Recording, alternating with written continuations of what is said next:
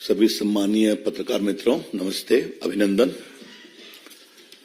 जैसा माननीय बदौनी जी ने बताया, 17-18 को पार्टी का कार्यक्रम राष्ट्रीय अधिवेशन हो रहा है। हमारे बारे में कांग्रेस हो या वामपंथी हो, कई प्रकार की टिप्पणियां करते हैं, लेकिन लोकतांत्रिक रूप से पार्टी के संगठन का अभियान सबसे अधिक भाजपा चलाती है। समय पर राष्ट्रीय अधिवेशन करना, समय पर राष्ट्रीय कार्यकारिणी करना, प्रदेशों में कार्यक्रम करना, संगठन के जिलों में करना, तो ये हमारा डीएनए है, ये हम कहना चाहेंगे। सामान्यतः हम हर लोकसभा चुनाव के पहले अपना एक बड़ा राष्ट्रीय अधिवेशन करते हैं। यहां पत्रकार मित्रों को याद होगा कि 14 में रामलीला ग्राउंड में हमने कार्यक्रम किया था, जहां मोदी जी का ऐसा ऐतिहासिक भाषण हुआ कि देश ने देखा, सुना, और पहली बार 30 साल के बाद एक स्थायी सरकार बनी। दूसरे लोकसभा चुनाव 2019 के पहले पुनः हमने रामलीला ग्राउंड में अपना राष्ट्रीय अधिवेशन किया था, और वहां भी जिस उत्साह के साथ आए, पुनः भाजपा की सरकार बनी, अधिक संख्या में जीते। इस बार अपना लक्ष्य प्रधानमंत्री जी ने 370 का सेट किया है, और लोकसभा में एनडीए 400 के पार। तो उस महान आह्वान को फलीभूत करने के लिए 17-18 को ये अपना राष्ट्रीय अधिवेशन भारत मंडपम में दिल्ली में होगा। इसमें कुल 11,500 डेलीगेट्स भाग लेंगे। The numbers of delegates who will be participating in the All India Conference would be around 11,500. इसमें सभी राष्ट्रीय पदाधिकारी, सभी केंद्रीय मंत्री, स्वाभाविक रूप से प्रधानमंत्री रहेंगे, सारे एमपीज, पूर्व एमपीज, विधायक, मेयर, डिप्टी मेयर, जिला परिषद के अध्यक्ष, इसके अलावा प्रदेश के संगठन के प्रभारी पदाधिकारीगण, जिला के अध्यक्ष और महामंत्रीगण, ये सभी उसमें रहने वाले हैं। जो संगठन के विस्तारक हैं बड़े, वो भी उसमें रहने वाले हैं। 17 तारीख को फर्स्ट हाफ में पदाधिकारियों की बैठक होगी,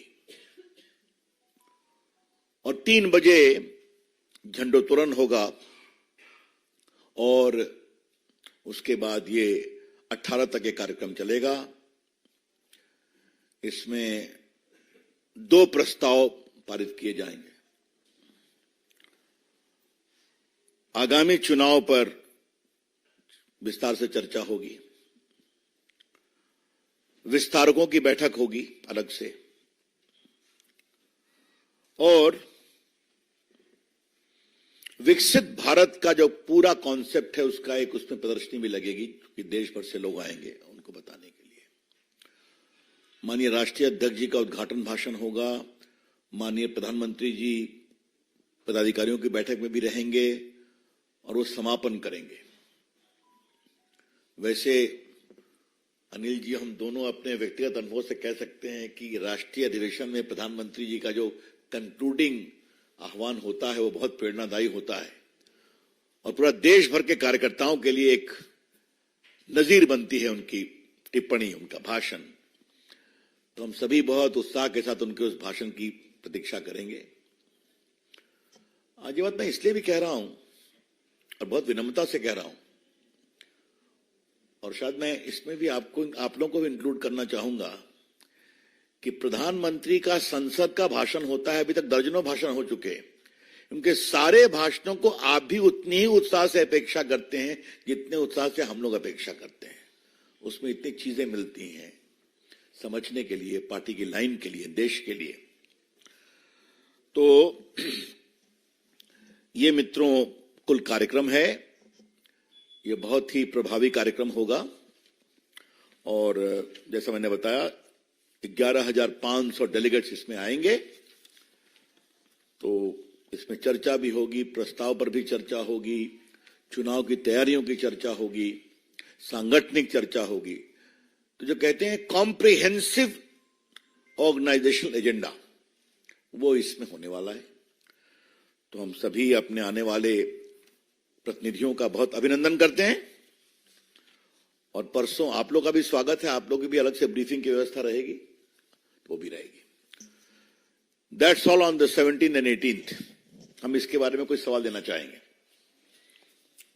नीरज पांडे। सर, क्या प्रधानमंत्री जी ओपनिंग और कंक्लूजन दोनों में अपना भाषण देंगे? अब ऐसा है, वो तो बहुत तय करते हैं। उद्घाटन तो राष्ट्रीय अध्यक्ष नड्डा जी के द्वारा होता है, आप तो जानते ही हैं। आमोद जी। इसमें दो प्रस्ताव लाया जाएगा, जैसा आपने बताया, क्या क्या प्रस्ताव? अब आपको बताएंगे सर।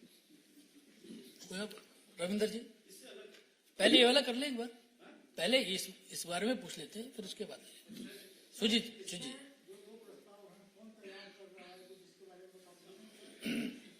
आपसे भी वार्ता करूंगा, अवसर आएगा तो। हाँ विनीत।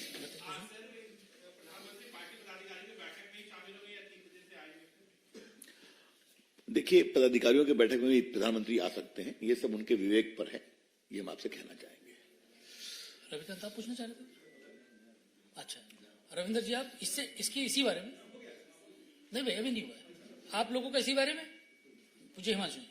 रवि जी, क्या राम मंदिर को लेकर भी प्रस्ताव आएगा और बाकी कौन सा प्रस्ताव? आपका कोई सवाल है क्या? नहीं, अलग नहीं, पहले इस बारे में कोई आपका, इस बारे में? ठीक है, रविंदर जी पूछिए। रवि जी बैठे, दो सवाल है। एक है कि चुनावी बॉन्ड को लेकर सुप्रीम कोर्ट ने जो फैसला लिया है, आपके उस कानून को ही असंवैधानिक करार दिया है, और जो भी आरोप लगाया जा रहा है कांग्रेस की तरफ की राजनीतिक घूस लेकर बीजेपी इस बॉन्ड को लेकर आई, पहला सवाल। और दूसरा है कि एक वीडियो वायरल हुआ है, इसी बारे में एक एक करके पूछिए ना, पहले इसके बोले। हाँ जी। मुझे लगता है कि इस पर काफी मित्रों का सवाल होगा, तो मैं पार्टी की ओर से एक आरंभिक टिप्पणी करता हूं, क्योंकि औपचारिक टिप्पणी इस पूरे जजमेंट को पढ़ने के बाद बताई जाएगी। Since the judgment is of a constitution bench running into hundreds of pages, it requires a comprehensive study and thereafter a structured reply. तो ये आपसे हम बहुत विनम्रता से कहना चाहेंगे कि जो कि सुप्रीम कोर्ट के संवैधानिक पीठ का यह फैसला है, अतः पार्टी की ओर से और संभवतः सरकार की ओर से आवश्यकता पड़ेगी तो इसका सुविचारित टिप्पणी की जाएगी। आज जब मैं पार्टी के राष्ट्रीय मंच पर बैठा हूं तो कुछ बातें हम कहना चाहते हैं। ये निर्णय एक बहुत ही प्रामाणिक उद्देश्य के लिए लाया गया था। This decision was undertaken for a very laudable objective to bring in transparency in electoral funding। चुनाव में पारदर्शिता हो फंडिंग में, इसके लिए लाया गया था। चुनाव में कैश का प्रभाव कम हो, उसके लिए भी लाया गया था। इस बात को समझना बहुत जरूरी है। और हमारे जितने चंदा देने वाले लोग हैं, उनकी अपेक्षा थी कि अगर उचित होगा कि हमारे लिए भी गोपनीयता रखी जाए, और ये बहुत अस्वाभाविक नहीं है। मैं आपको एक अपने राजनीतिक अनुभव से बात कहना चाहता हूं। कहीं पर कोई सरकार है तो हम उनको सहयोग करते हैं। अब मान लीजिए वो सरकार हार गई और उनके विरोधी दूसरी जगह आए तो वो उनके खिलाफ हो जाते हैं। इसलिए कोई ईमानदारी से बिजनेस कर रहे हैं तो उनको अपना काम करें, ऐसा विचार था। और जो लेवल प्लेइंग फील्ड की बात करते हैं, उनके बारे में मुझे एक ही बात कहनी है। जहां तक कांग्रेस की टिप्पणी मैंने सुना नहीं है, अगर उन्होंने कहा है कि घूस लेके दिया गया है, अगर ये कहा है तो जिनका पूरा संस्कार घूस पर है, वो अगर ये आरोप लगाते हैं तो बड़ा हास्यास्पद लगता है। Those whose DNA is based upon corruption and bribery please don't make those allegations against the BJP.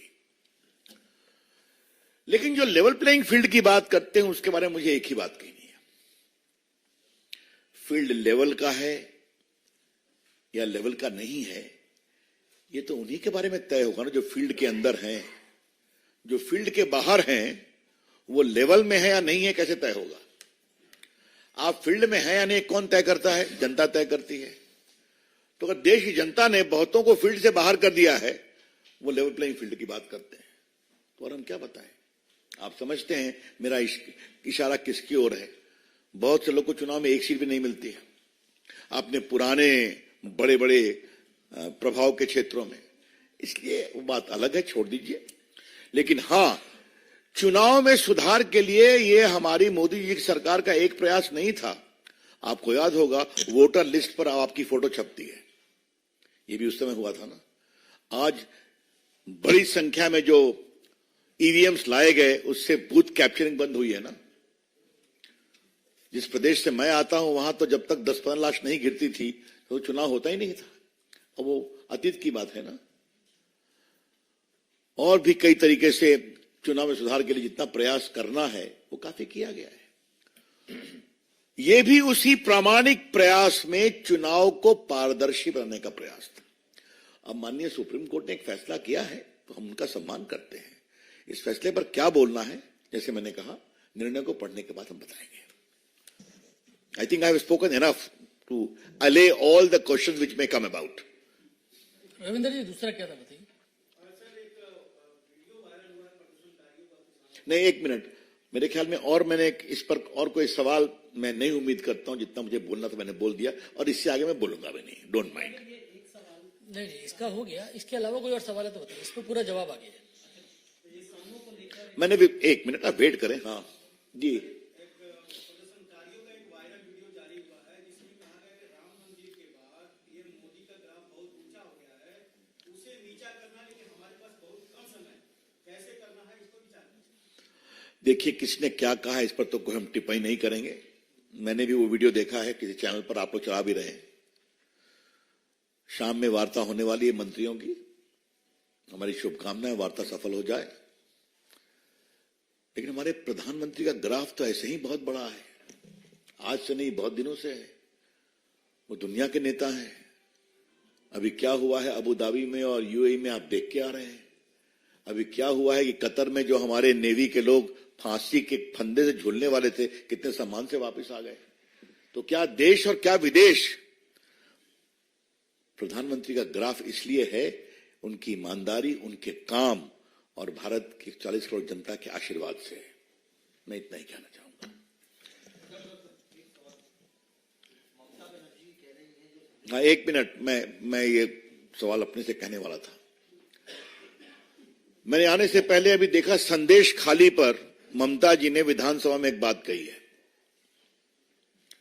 और बहुत ही शर्मनाक बात कही है कि जो महिलाएं टीम के साथ हाफ कवर करके अपने खिलाफ यौन शोषण की बात कह रही थी, उसको उन्होंने कहा है कि ये महिलाएं अपना मुंह खोल के क्यों नहीं बोलती, मैं इनके खिलाफ कार्रवाई करूंगी। और क्या कहा उन्होंने? Sandeshkhali is a burner of RSS. What do you mean by this Mamata ji? Why you have become so ugly, so cruel, so anti women Mamata ji? आप तो एक बड़ी महिला नेत्री रही है ना, संघर्ष से आई हैं। सीपीएम सरकार में आपने कितना संघर्ष किया हमने देखा है। और आज आपके सीपीएम के, ये टीएमसी के गुर्गे महिलाओं को रात में नॉक करते हैं, उनका यौन शोषण करने का प्रयास करते हैं।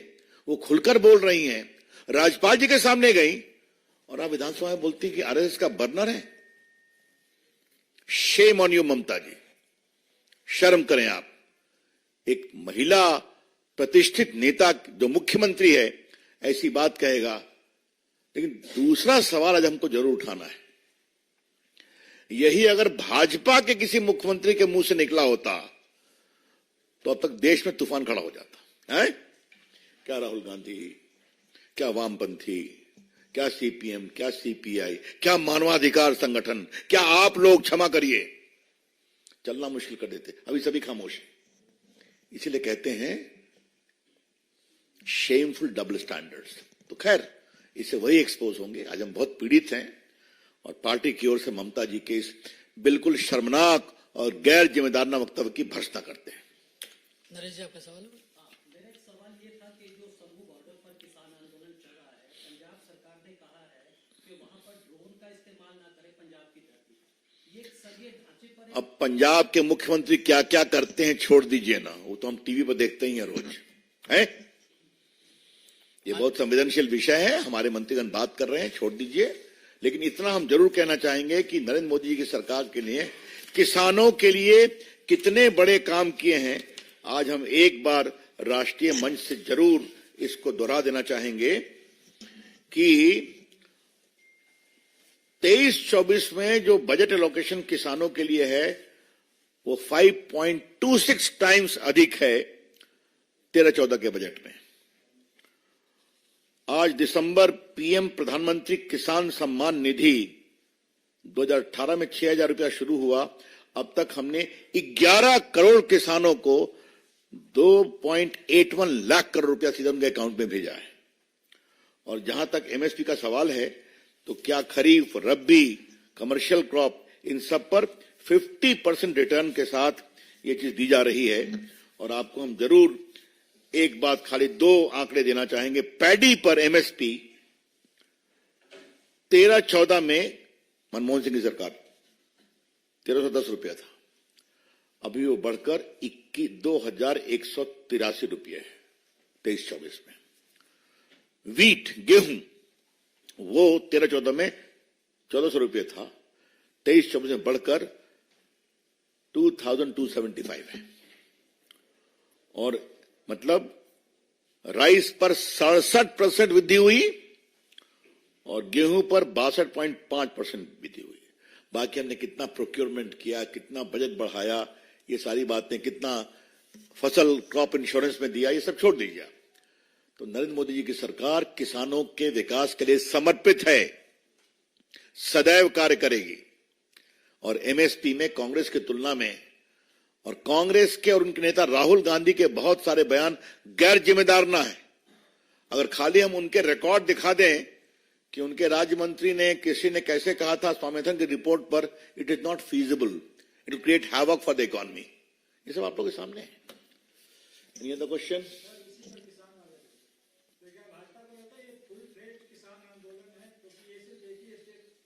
हम कोई टिप्पणी नहीं करेंगे, वहां भी आज शाम की बैठक है, चल रही मंत्री।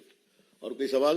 बताइए भैया, क्या? सर, मैं आयुष कुमार पावर कॉरिडोर से। सर, मैं पूछ रहा था कोई नेशनल डेटा पॉइंट है कि 2014 से लेके आज 2024 तक एक एवरेज फार्मर की इनकम का कितना इंक्रीज हुआ? मतलब ऐसा है कि ये तो उनके सामने है ना, आपके सामने में।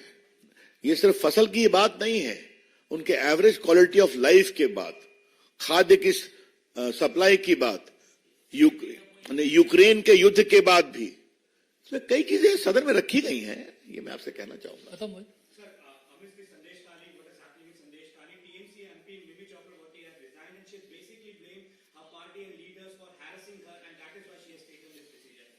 I don't want to comment on this, but yes, if it is that, this shows the inner situation there. वैसे इतना मैं बता दूं आप, ये इंडिया गठबंधन तो बिखर रहा है। आज सुना फारूक अब्दुल्ला भी कुछ बोले हैं कि मैं भी अलग ही हो रहा हूं। राहुल गांधी जी गए हैं यात्रा में देश जोड़ने, अपने गठबंधन को तो जोड़ नहीं पाए, देश का जोड़ेंगे। That's all.